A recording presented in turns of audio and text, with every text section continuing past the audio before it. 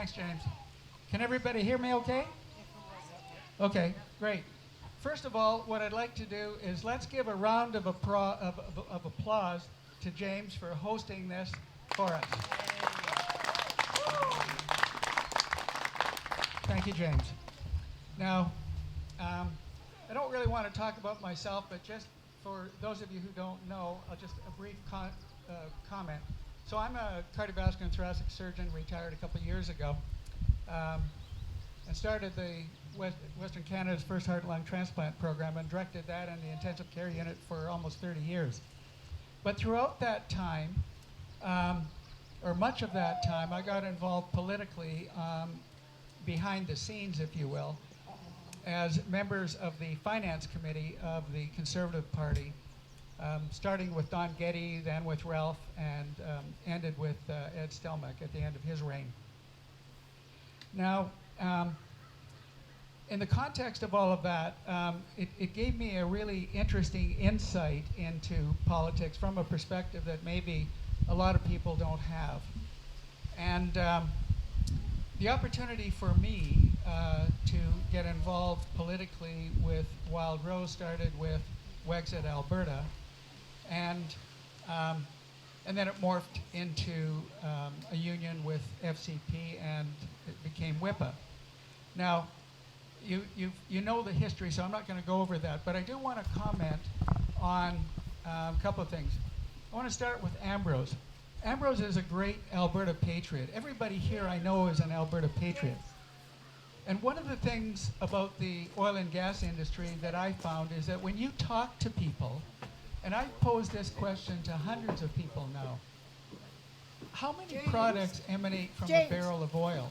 James! And you know something that's interesting? Most people will say, I don't know, 10, 20. Some people might say a couple hundred. I didn't know that. The rare person will really get it right. I'm okay with it, but Carla don't want it. But it's actually over 6,000 products that emanate from a single barrel of oil.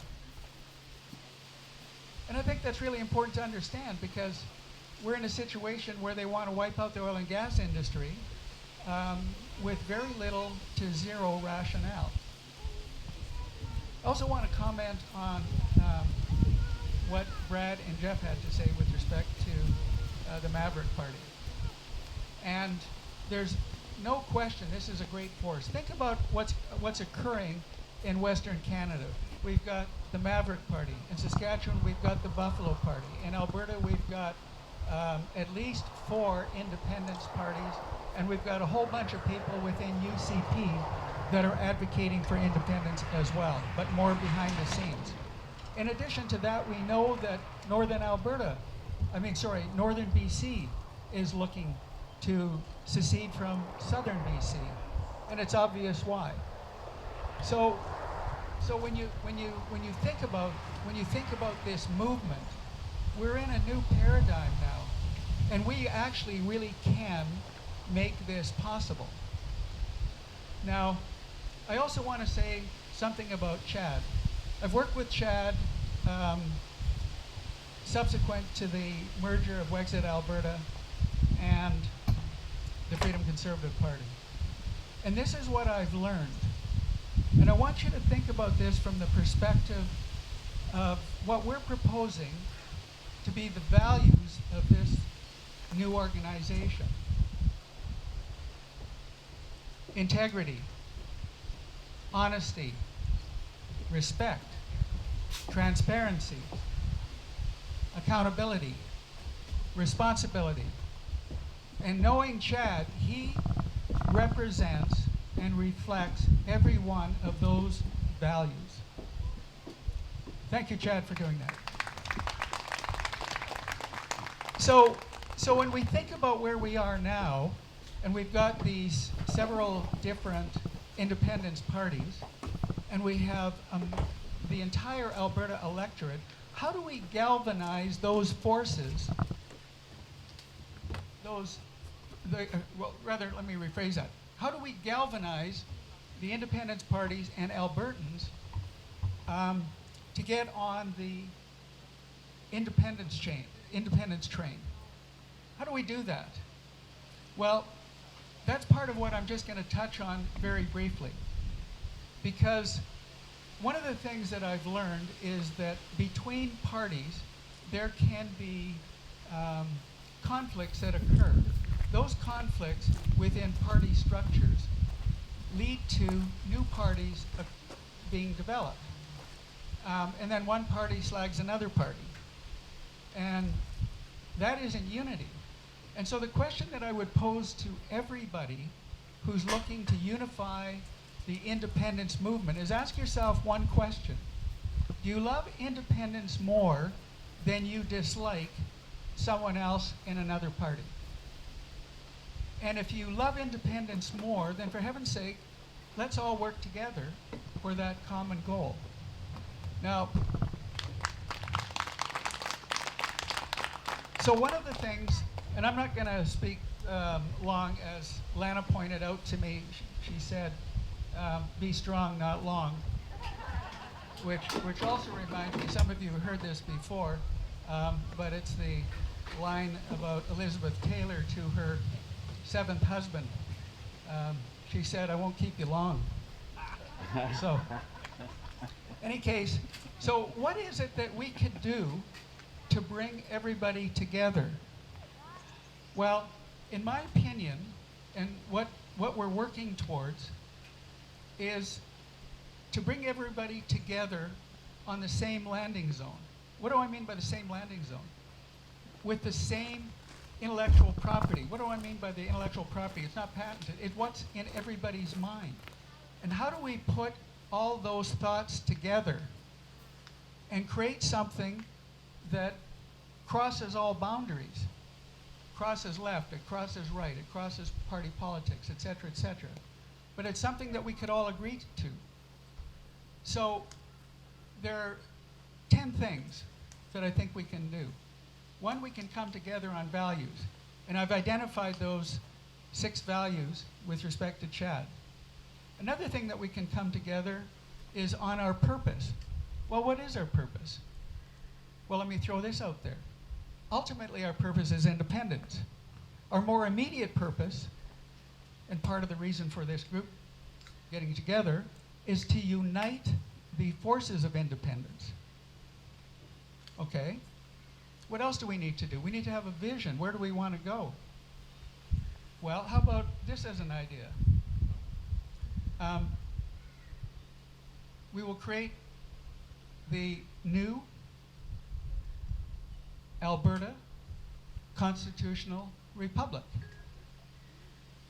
that recognizes the supremacy of God, the rule of law, and protects, constitutionally protects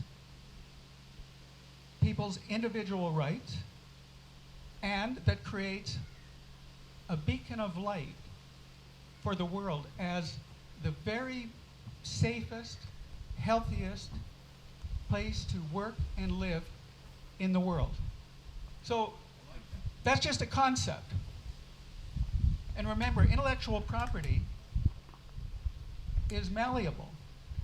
And one of the things that we're trying to do is produce intellectual property that reflects what everybody thinks and that we can agree to. So where do we go from there? Well, we need a mission, because you have purpose, a vision of what Alberta will look like, and you need a mission. How are we going to make it happen? Well, I won't get into all the details of how to make it happen, but let me just say a strategic plan has been drafted already for that. What about a platform in terms of sales and marketing? Well, that's been created as well, but again, it's malleable. It can be changed, and that's the purpose of what we all want to do. And this is the way I think you can unify people, is to get them to be involved in the process. All right, well, after a platform, what is it? Well, then you need policies and governance. If you're government, what policies are you going to implement? How are you going to govern? Well, the policies are the backbone of what a party stands for. It tells the public what you're going to do in every area. And of course, we want government to do a lot less than they're doing right now. And then governance. What form of government do we want? Well, you can have a constitutional republic within confederation. That's a good idea. I love that idea. What else do we need to do? Oh, and by the way, the policy and governance material has been drafted and it has been vetted by many people, but it's still being vetted again by this group. And it's great. It's a robust process. It's fun to do. Everything that we send out is in Word format. So the people who receive it can look at it and say, well, I don't understand this, or I think we need to make a change here, or we should delete this. We've been going through this of late. It's a lot of fun to do. Time consuming, but it's very worthwhile doing. Well, after that, you need bylaws. How's the party going to function? That's different from how a government will function. We're talking about how the party will function, the political party. So what I've done so far is we've taken the former WIPA bylaws, looked at the UCP bylaws, the Wild Rose bylaws, the current Independence Party of Alberta bylaws, making modifications to that. I'm meeting with Marilyn Burns on Monday to get the new Alberta Advantage Party bylaws. And that will be crafted into a new proposal that the group will look at and say, yeah, this makes sense. I got to give kudos to somebody, though, who's not here tonight. His name is Patrick Turnbull. Patrick Turnbull did something very interesting. In the WIPA bylaws, and they weren't perfect by any stretch of the imagination, which is why the party had difficulty. But he drafted a section that no other party has done. He created an ethics and compliance section, how everybody should act. It was really pretty good, but there were some deficiencies, and those deficiencies led to the difficulties with WIPA. Okay, so after you've got bylaws, what do you need to do then? Well, you need to have a strategic plan. A strategic plan of how do we go from where we are now to win the election, to win the referendum, and then what do we do after we win the referendum? That strategic plan has been drafted. It's been vetted by over 50 people now. Hasn't been shared with the current group, our Unity project, only because we're still doing other things that are the forerunner to seeing that material. Now, what else do we need to do? Well, you need to be able to define what you would have in a constitution and in a Declaration of Independence. Declaration of Independence is kind of an interesting concept because what it really is it's explaining to people why Alberta needs to leave Confederation, very much like the US Declaration of Independence. But think about it from this perspective. What we really need to do for all Albertans, if you want to bring everybody together, this is what we need to do. We need to inform, educate, engage, and inspire, particularly, all Albertans on the rationale for independence, on the merits of independence, how we will make it happen, and how we will assuage the concerns that people may have with respect to independence, as well as the concerns of the international business community. And guess what? That's drafted. That's been done. So we're a long way along. And the objective right now, it may seem impossible at this point, but I can't get into the details yet. But our target is the end of September to have a new party. It'll either be a new party or a rebranded party of one of the current parties, independence parties. And the expectation, if this works the way we are thinking about it, it's like a chess game. You have to think several steps ahead. If this works out the way we're hoping it will work out, then this new party, by the end of September, will have legitimacy. Why? Because we will have a presence in the legislature. We will have media coverage because we have a presence in the legislature. There will be financial contributions because of the ability to get that message out. And there's also consideration of a foundation to be created.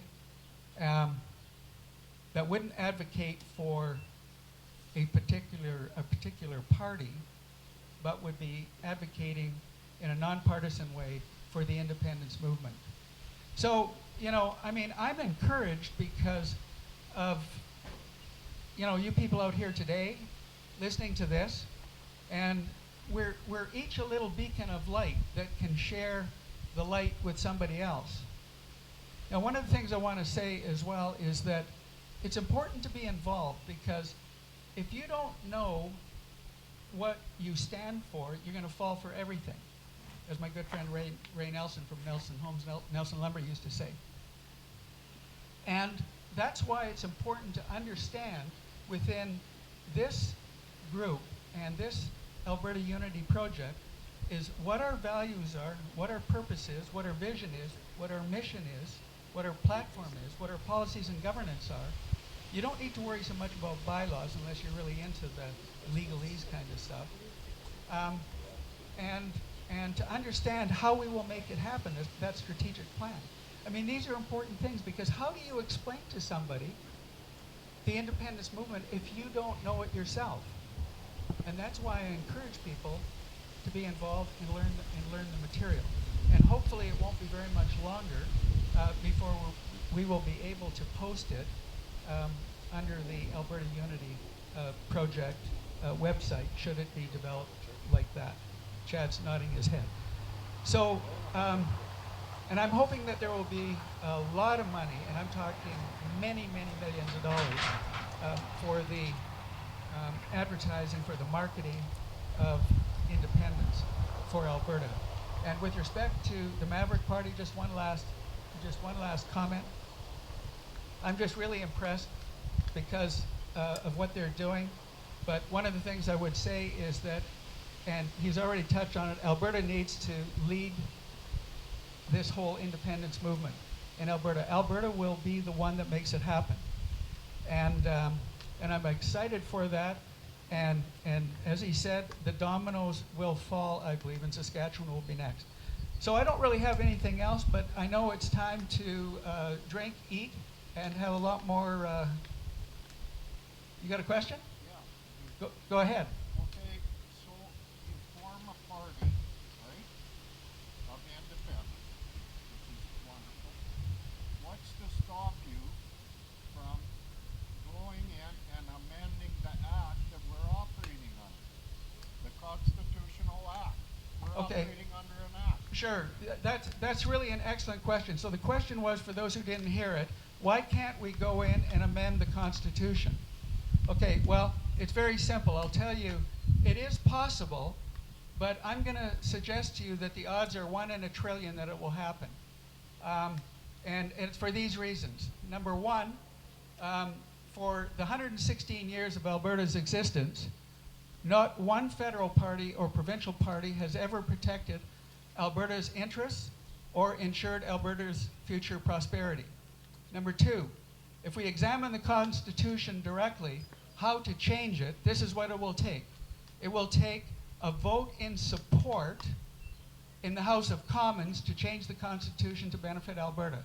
Number two, it will take a vote in the Senate in support of Alberta to change the Constitution. Number three, it will also take 7 of 10 provincial legislatures representing 50% of the population in Canada to vote in favor of changing the Constitution to benefit Alberta.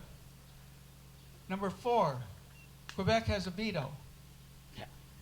Number five, what would be the incentive for Eastern Canada to say, yeah, we don't need the $60 billion of federal transfers coming in from Alberta to Ottawa? What would be the incentive for them to say that? There's no incentive. That is why, in my opinion at least, and it's not just my opinion, a lot of people share this opinion, it's very likely that it would be impossible to fix Alberta's role in Confederation. So I'm going to digress with one story about Ralph Klein.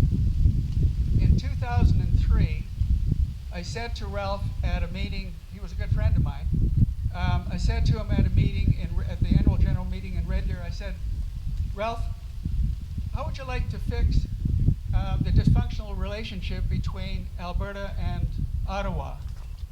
And he said, well, yeah, it'd be great. And I said, well, I think I've got a solution, but it's based on this question.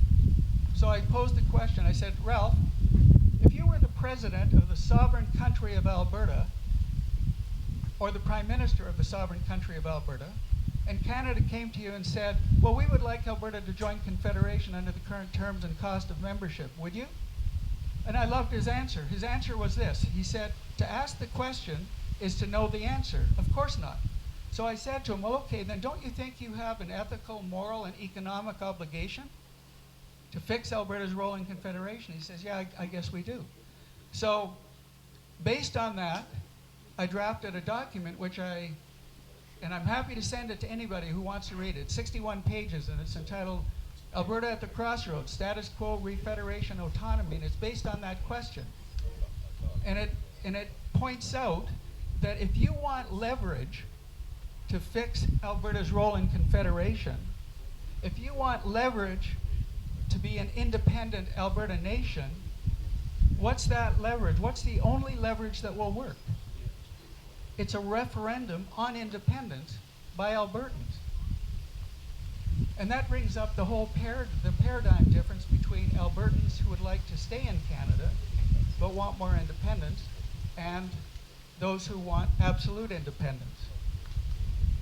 You need leverage.